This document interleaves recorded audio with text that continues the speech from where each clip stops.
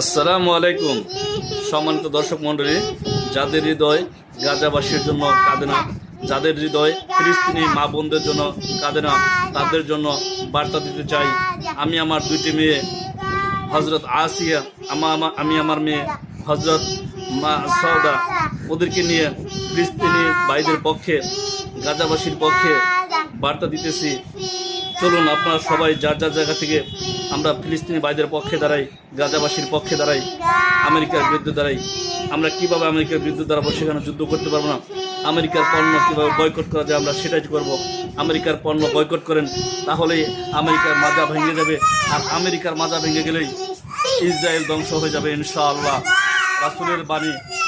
আমরা মুমিন মুসলমান যেখানে থাকি না কেন, একজন মুমিন মুসলমান আক্রান্ত হলে আমরা প্রত্যেকের জন্য সেখানে আগিয়ে যাই। যেরকম আমার দুটি মেয়ে, আমার মা আসিয়া, আমার মা সওদা, এরা গাজাবাসীর জন্য দোয়া করতেছে, ফিলিস্তিনের জন্য দোয়া করতেছে।